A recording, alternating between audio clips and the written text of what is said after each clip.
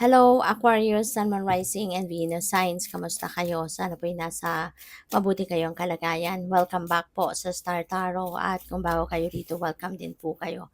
Please subscribe, like, share my videos, and leave me a comment kung naka-resonate kayo. Okay? So, first card ni Aquarius, we have Kangaroo, Unsettled Times. Alright? So, need to plan ahead. Maaari ng iba sa inyo, Aquarius, kailangan kasi baka ang iba sa inyo padalos-dalos, maaring, ang iba sanay kayo ng yung bang impulsive siguro gano'n. So, this is a reminder para sa'yo na kailangang pagplanuhan, mas magandang pagplanuhan kung meron man kayong mga bagay na gustong gawin, 'di ba, gustong simulan, you need to plan ahead. Kailangan mo na pagplanuhan ito. Okay, kasi mas maganda yung merong plan A, plan B, plan C, 'di ba? Para meron kang fallback, meron kang puwede pang other things na puwede mong, i-consider yung mga gano'n, okay? So what else? We have lobster, financial pinch.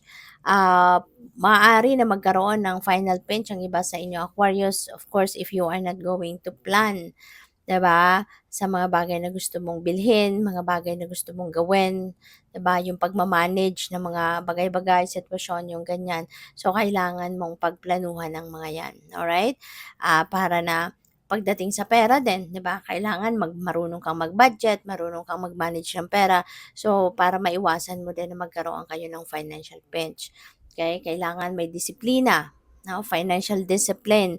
Kailangan na aware ka sa kung magkano pumapasok, magkano lumalabas, yung mga ganun ba. Okay?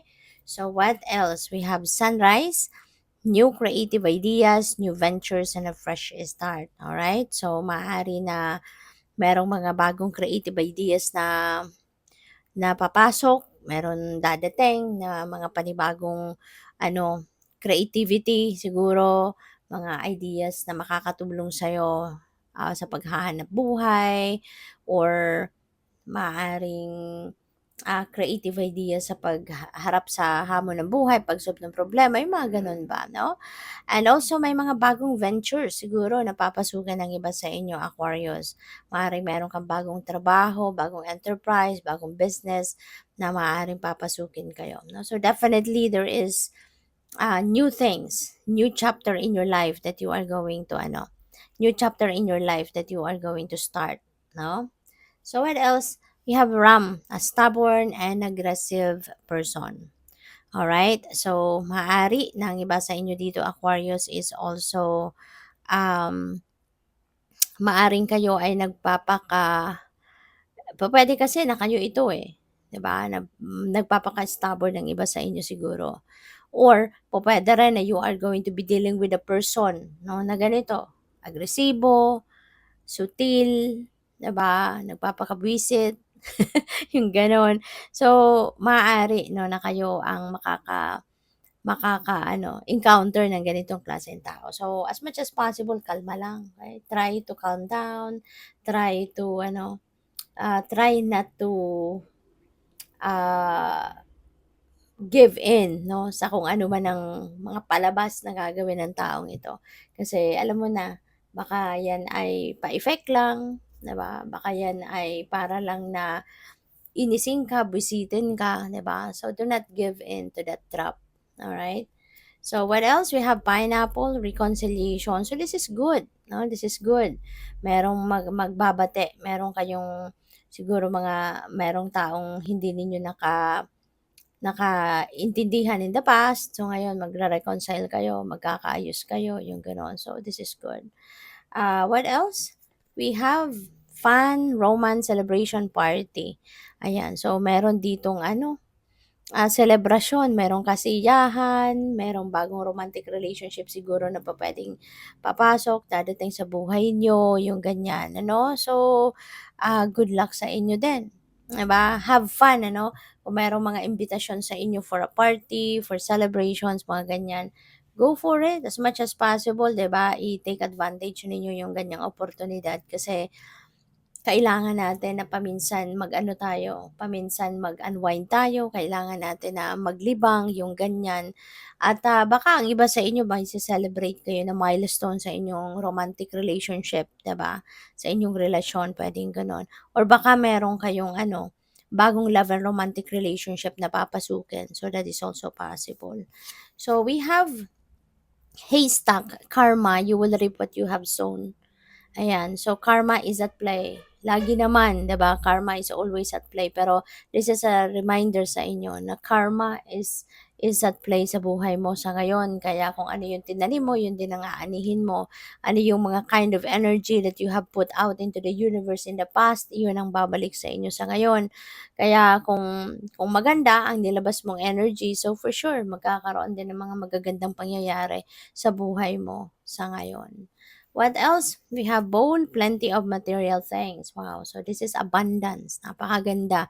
Maaring maraming pera din ang dadating sa'yo. That's why magkakaroon din kayo ng maraming material na bagay. You can acquire a lot of good things dito. Maraming material things na po pwedeng dadating. So that's good for you.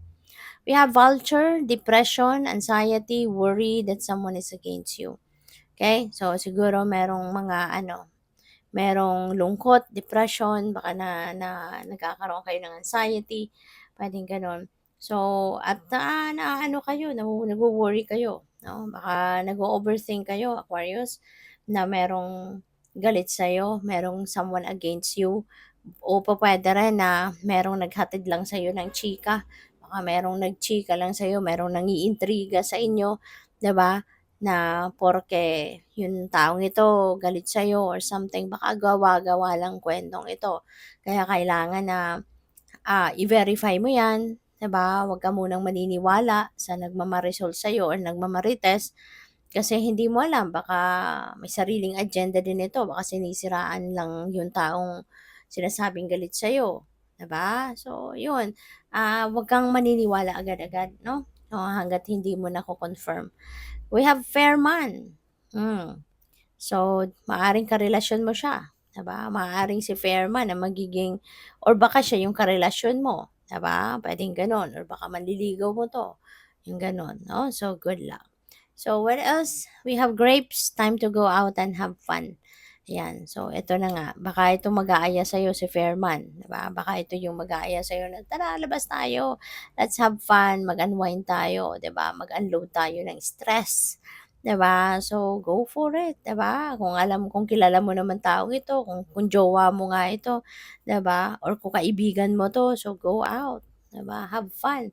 Kasi kailangan natin balanse sa buhay. Kailangan natin kailangan nating we need to have fun at some point and we need to be serious, 'no, in some areas.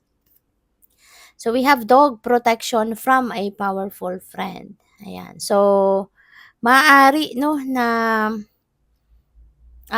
maaaring tunay mong kaibigan ito, 'di ba? This could be a real friend of yours na lagi kang pinoproteksyonan, lagi kang ginagabayan, lagi kang tinutulungan, and maaari din na ano ito, baka mga professionals ito na anong tawag dito, mga professional ito na kailangan mo ng advice, 'di ba? Baka gusto mong hingian nito ng ng tulong, hingian ng advice, hingian ng, um, professional opinion, yung mga gano'n 'no, yung taong ito. So at matutulungan ka din. Good luck. Thank you for watching. Love and light. Namaste.